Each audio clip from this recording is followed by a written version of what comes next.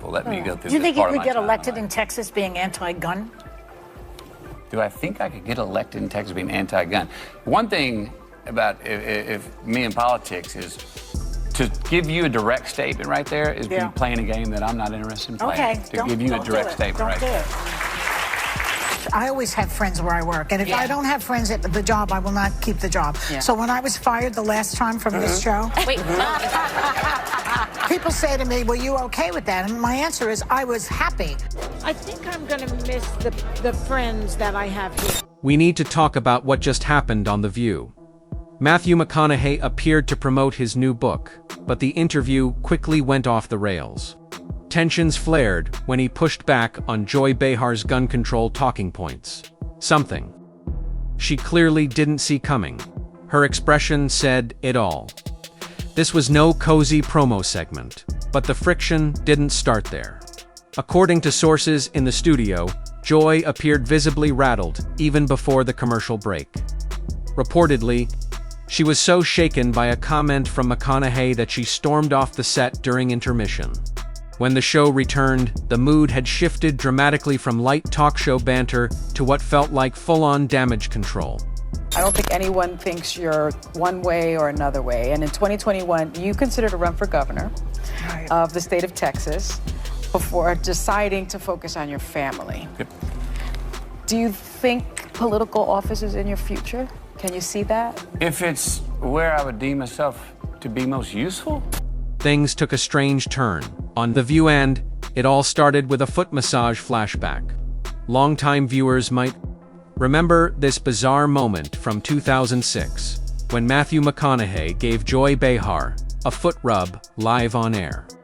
The audience went wild back then, and Joy even called it one of the highlights of her life. So naturally, during McConaughey's recent appearance, producers queued up the old clip like it was a beloved sitcom callback. But this time, the energy was off. As soon as the footage ended, Joy leaned back in her chair, grinned. And no joke, stuck her foot out again, like she expected a repeat performance. McConaughey's face said everything. He gave a polite, awkward smile, grazed her foot for a split second, and pulled away like someone sidestepping a landmine. No laughter, no spark. Just a ripple of discomfort from the audience, and a collective cringe from viewers wondering why a married man was being put in that position on live TV. Let's be honest, if a male host had invited a female guest to give him a second on-air foot rub, the headlines would be a lot different. Even Whoopi Goldberg jumped in to redirect the conversation before it completely veered off the rails. But the awkwardness didn't stop there. McConaughey was on the show to promote his new book, but more importantly, to talk about gun safety. Alongside his wife Camila, he co-founded the Green Lights Grant Initiative, which helps schools apply for federal funding to improve student safety. It's a serious, meaningful cause, and he spoke about it with real sincerity. Then came Joy's pointed question. Do you think being anti-gun will help you win an election in Texas? McConaughey didn't flinch, but he also didn't bite. I'm not in politics to give you a direct statement, right? He said. There's a game being played that I'm not interested in playing. Translation, I see what you're doing, and I'm not playing along. For the record, McConaughey is not anti-gun. He's been clear. He supports responsible gun ownership, has advocated for raising the age to purchase AR-15s to 21, and supports background checks and red flag laws. But outright bans, that's never been his stance. Still, Joy kept pressing. Trying to frame him as anti-Second Amendment, McConaughey didn't budge. He calmly emphasized that he respects the right to bear arms, but believes it's being abused by the wrong people, and that's where reform is necessary. By that point, you could see Joy's frustration building. McConaughey wasn't just pushing back, he was doing it with calm, clarity, and conviction. And that's not the kind of guest The View is used to. Do you think you could get elected in Texas being anti-gun? Do I think I could get elected in Texas being anti-gun? One thing about if me in politics is to give you a direct statement right there is Yeah. me playing a game that I'm not interested in playing. Okay. To give you a direct statement Don't right do there. it. And this is where things took a weird end, frankly. Fascinating turn. Joy Behar leaned in with the big question. Do you think you could get elected in Texas being Matthew McConaughey didn't flinch. His response was measured, direct, and calm. He didn't dodge the question, but he also didn't take the bait. Backstage, though, the tension was palpable.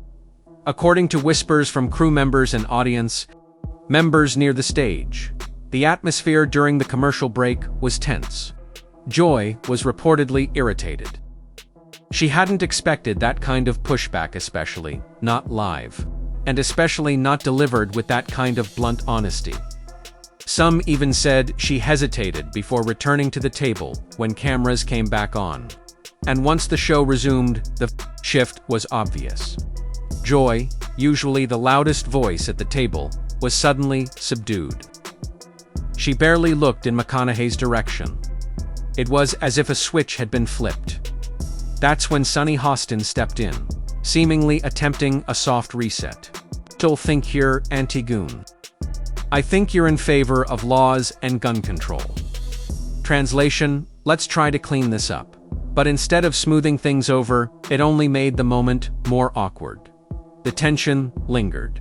The air felt thick with unspoken conflict.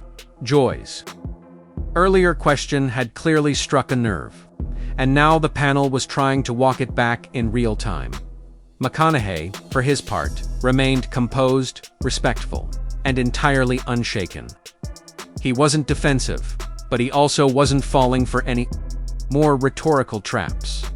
He held his ground not as a politician, but as someone speaking with conviction and principle. In a setting where many guests tend to play along or sidestep confrontation, McConaughey's .com refusal to be boxed in stood out. And that, more than anything, seemed to throw the whole table off balance. And if you're watching all this thinking, wait, is Joy always like this? You're not alone. What happened with Matthew McConaughey wasn't some one-off meltdown. It fits a larger pattern. For years now, both clips and behind-the-scenes accounts have painted a picture of Joy Behar as a dominating presence at the table. Viewers have watched her interrupt co-hosts mid-sentence, roll her eyes at guests, and even snap at the production crew and air. This isn't about one bad day.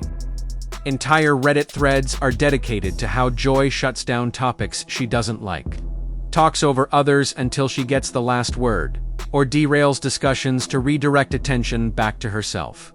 And here's the kicker: when Whoopi's out and Joy fills in as moderator, viewers say the entire tone of the show changes. It stops feeling like a panel and starts feeling like the Joy Behar Hour. Conversations feel more forced. Segments get rushed. Guests get steamrolled. And while Joy often jokes about being grouchy, there's a line between dry humor and plain old disrespect.